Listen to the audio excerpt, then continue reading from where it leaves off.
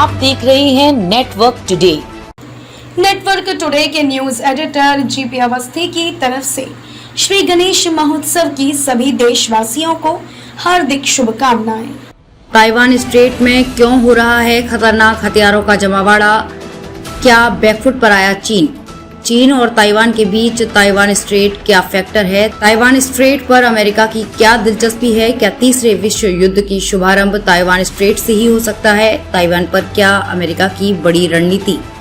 रूस यूक्रेन जंग के बाद ताइवान स्ट्रेट खूब सुर्खियों में है। ऐसे में सवाल उठता है कि आखिर ताइवान स्ट्रेट सुर्खियों में क्यों है?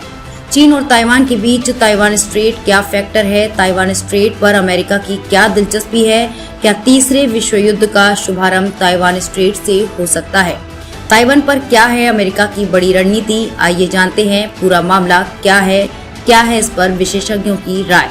विदेश मामलों के जानकार प्रोफेसर हर्षवी पंत का कहना है कि ताइवान स्ट्रेट में पहली बार महायुद्ध के हालात पैदा हुए हैं। उन्होंने कहा कि हाल के वर्षों में भी ताइवान स्ट्रेट चर्चा में रहा है, लेकिन तब वहां चीनी सेना की सक्रियता के कारण सुर्खियों में रहा है।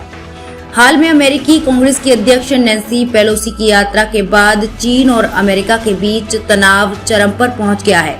अब ये तनाव ताइवान स्ट्रेट के समीप दिख रहा है।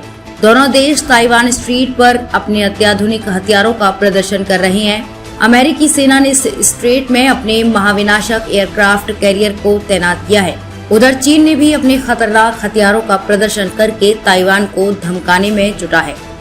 उन्होंने कहा कि ताइवान स्ट्रेट में चीन के बाद अमेरिका सेना के दस्तक से तनाव अपने चरम पर पहुंच गया है। अमेरिकी सेना ने अपने महाविनाशक हथियारों की तैनाती इस क्षेत्र में की है।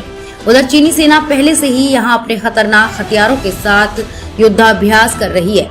उन्होंने कहा कि अब अमेरिका चीन को उसी की भाषा में जवाब देने को तत्पर दिख रहा है।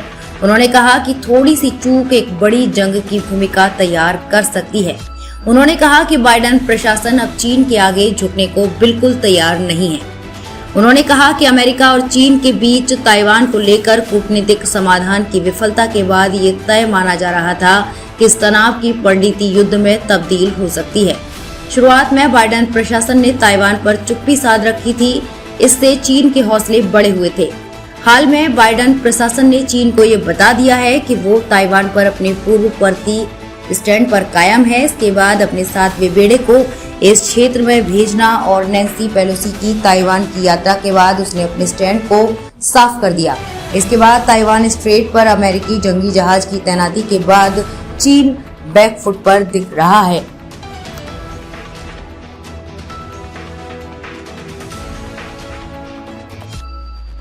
नेटवर्क टुडे के न्यूज एडिटर जीपी अवस्थी की ओर से बुढ़वा मंगल पर समस्त देशवासियों, नगरवासियों, प्रदेशवासियों को हार्दिक शुभकामनाएं एवं बधाई। स्वास्थ्य की बात जीपी अवस्थी के साथ सिर्फ नेटवर्क टुडे में यूट्यूब चैनल पर।